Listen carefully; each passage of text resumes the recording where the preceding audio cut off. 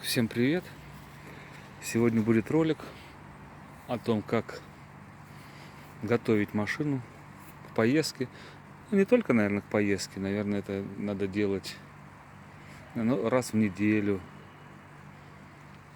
Вообще, наверное, зависит от интенсивности езды. Но я думаю, что проверять уровень масла раз в неделю — это нормально. Нормально. Ну, и либо перед поездкой, как рекомендуется в руководстве по эксплуатации. Вот. Я езжу небольшие расстояния по месту, поэтому я раз в месяц залез, проверил маслице, посмотрел, вот, убедился, что уровень, вот, посмотрел, что нет течей, и катаюсь себе дальше спокойно. Но перед поездкой на юг обязательно надо посмотреть что-то побольше, проверить не только уровень масла, уровень охлаждающей жидкости, уровень тормозной жидкости, вот, гидроусилитель. Ну, давайте по порядку начнем, потихонечку. Вот, уровень, вот, гидроусилитель. Между... Так, сфокусируется, да, должен. Вот, где-то серединка между минимумом и максимумом. Ну, не забываем, что при поворотах руля ее выталкивает. То есть она имеет, так скажем, плавающий уровень. То есть все в норме, все нормально. Дальше, ну, не очень удобно залезть посмотреть. Наверное, не увидим. Ну, попробуем. То есть уровень охлаждающей жидкости. Он тоже у меня находится где-то посерединке. Вот не очень удобно в этой машине его, так скажем, лицезреть. Ну да ладно, ничего страшного. Так, тормозная. Ну, тут видно максимум.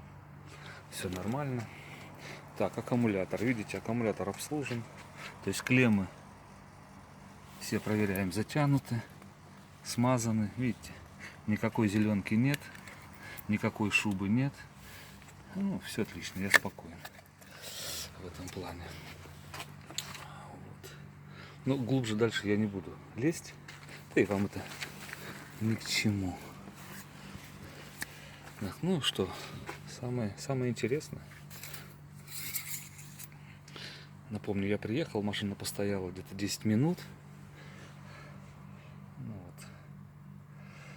Вот. Кто смотрит мои предыдущие ролики, видели, да, там масло мы с вами меняли, по-моему, 13500. Я уже сам забыл. Да, сейчас 18 с копейками. Ну вот маслица светленькая.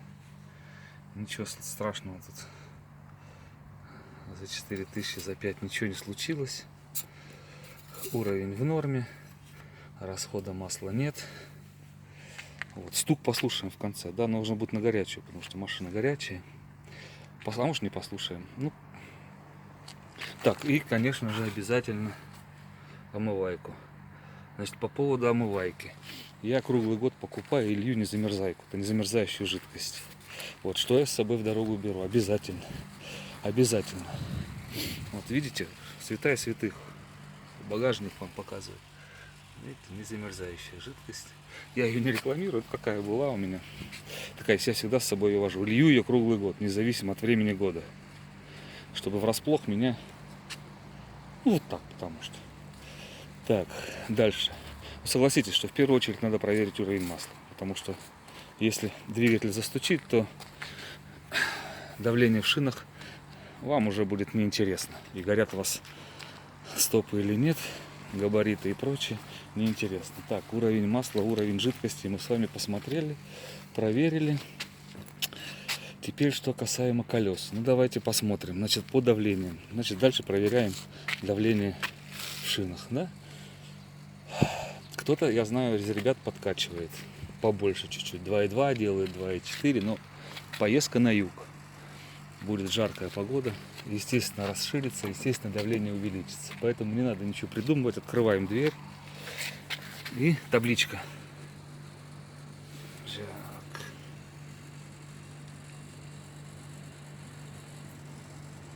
Вот, сфокусировался. Samsung Galaxy A7 2018 года, модельный ряд. Смотрим, какая у нас резина. У нас стоит на 15, то есть 2,2. Надо ничего придумывать. Подключили компрессор, я заранее сделал. Вот. Я не знаю, какое давление. Я так накрутил еще. Вот. Давайте будем вот закрутил и смотрим, что у меня.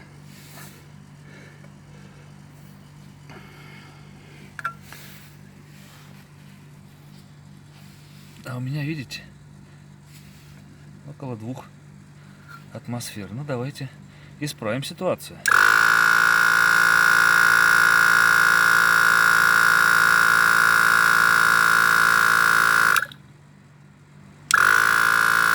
Нет, одно делимся, у нас 0,2.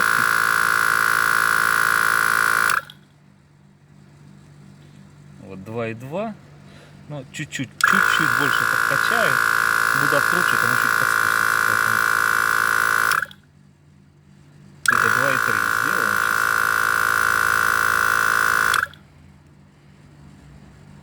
Ну, прекрасно.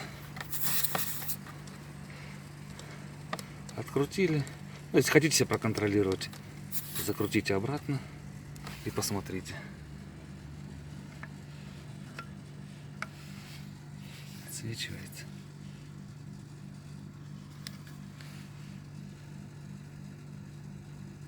Вот. 2,2. 2. Все. И так по кругу проверили все колеса, посмотрели. Ну, я с вами это не буду делать, потому что это муторно-нудно. Я показал на одном колесе. Вот. После того, как я проверил давление, я проверяю, естественно, затяжку колес. Естественно, что у меня для этого существует? А существует у меня вот такие две вещи. Само собой баллонный ключ. Само собой. И трубочка. Сейчас вам все покажу. Вот баллонный ключ, да? Ну, я понимаю, что сейчас напишут, надо динамометрический. Пишите, хейтеры, давайте вперед, погнали. Пишем. Динамометрический ключ, момент да.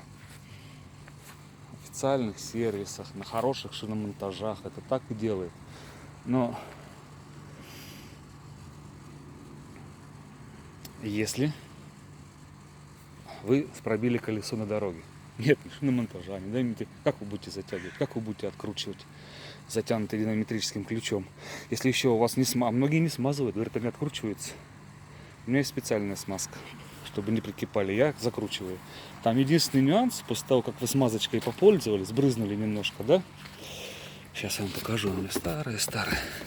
Есть где-то пузыречек у меня. Вот такой, да, купил? Видите?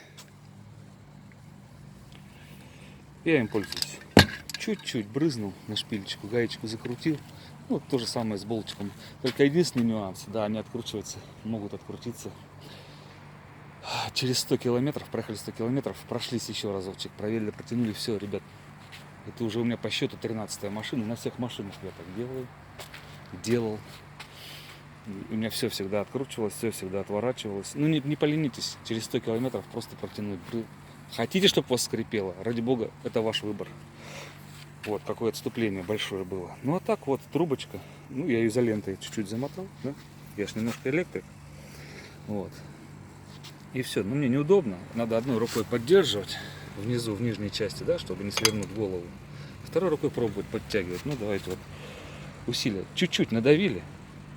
Вот. Все. Больше ничего не надо. Так, и напоминаю, если у вас 4 гайки крест-накрест, да, не забываем. Если 5, то через одну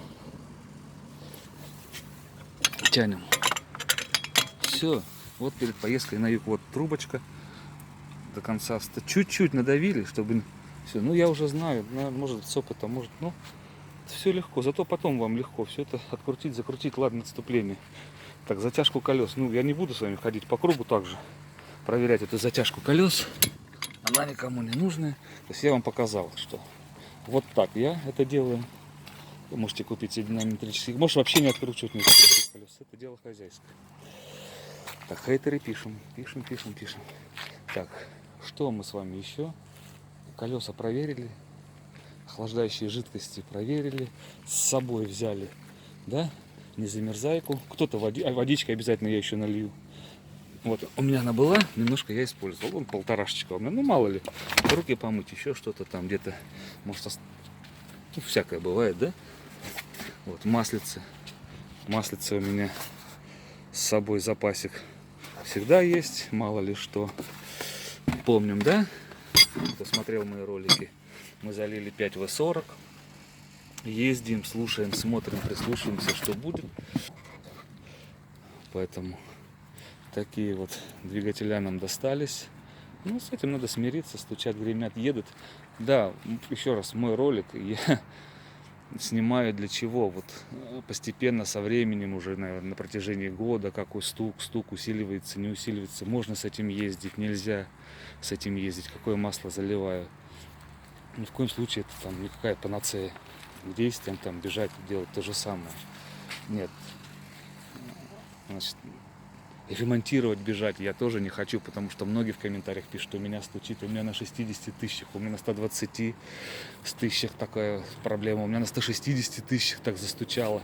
А потом многие пишут, что я стал прислушиваться после того, как вас послушал, у меня такой стук, никогда не обращал внимания. Может, на него внимания не стоит обращать. Это нормальная работа двигателя, потому что мне все в сервисе, да, сказали, езжай отсюда, это нормальная работа двигателя.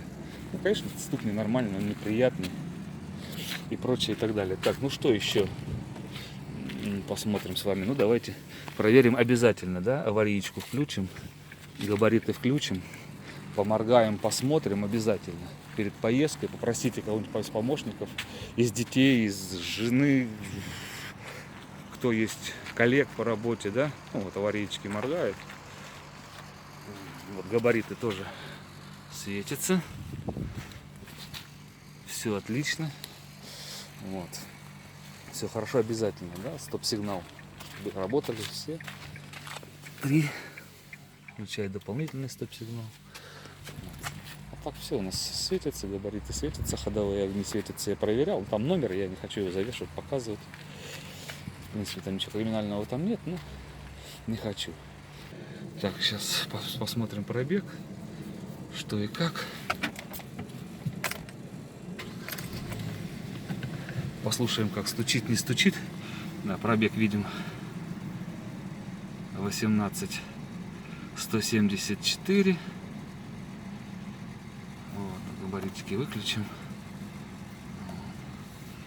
Температура за бортом 12 градусов. Сегодняшняя дата.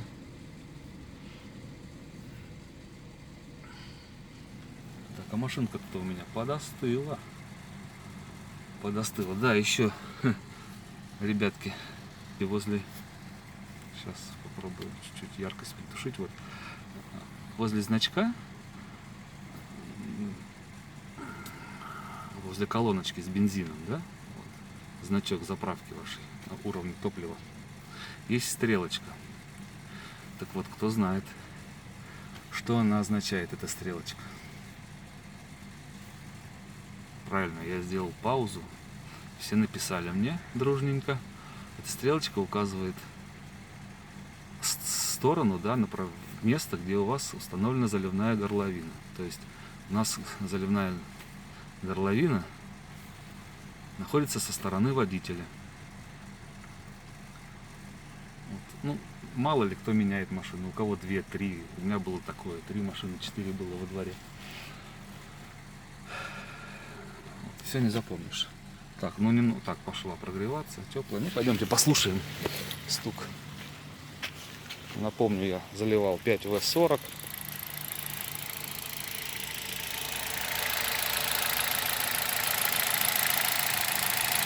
Вот, по холодному стуку он никуда не делся, он остался, такой же стук. Ну и по горячему то же самое. В принципе, стук не стал больше, не стал меньше, он не уменьшился. По расходу топлива предыдущие ролики 5,6 я еду в режиме, который позволяет до М4 Дон, а там за Воронежем есть ограничение 130, я не стесняюсь, 130-140 еду. Вот. То есть не нарушая ПДД. Не нарушая ПДД и не тошнит, расход 5,6 на 95-м. 6,2 на 92-м. Это груженные, напомню, 3 человека. 3 человека в машине.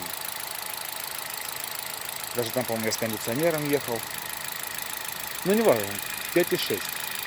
Ну, Конечно, зависит от качества топлива, от заправочки, на какой заправке какой попадет. Там можно 5,4, 5,5. Вот, ну да, в районе 6 литров. Что тут пол-литра туда-сюда. Хорошо сказал, пол-литра туда-сюда. Ну, а вы этим временем слушали, да? Смотрите, я снимаю на другой телефон, да, предыдущий Xiaomi Redmi Note 5 я снимал предыдущие ролики. Он мне после обновления превратился в кирпичик. Причем кирпичик не восстанавливается. Пришлось вот взять себе Samsung. Это не реклама, это Samsung Galaxy A7 2018 года с 3 модулями. То есть он неплохо пишет звук. Ну, стабилизация неплохая. Ну, цифровая, понятно. Слушаем стук с разных ракурсов. То есть это на горячую, на холостых оборотах, то мотор прогрелся. Мотор работает ровненько. Вот, еще есть мысль 18-20 тысяч. Это будет, наверное, следующий ролик. Мы посмотрим, не буду обещать. Нет, не буду. Такой анонсик, что ли, заменить свечи. Свечи зажигания. Я еще не знаю, какие купить. Сейчас смотрю, читаю тоже отзывы. Также вот определиться хочу. Напомню, тут все девственно. Ничего тут не вырезалось, ни катализаторы, ни замки, ни вот как есть. Как с завода есть. Я даже пыль с него не вытираю. Не знаю, как передаст звук этот телефон. Ну, а есть звучок есть, его слышно. Но будем с этим ездить и смотреть, что будет дальше. Может, с этим нормально можно будет отъездить и 70, и 100 тысяч. Но я не планирую тогда его оставлять себе, конечно. А там жизнь покажет. Ну все, посмотрели, что масло уровень. Вот. Ну, всем приятного отдыха на юге. Может быть, с кем-нибудь встретимся. Пообщаемся. Хотя вы все равно, я не знаю. Это шутка была. Вот. Ну, всем удачного отдыха, всем хорошего отпуска. Всем спасибо, всем пока.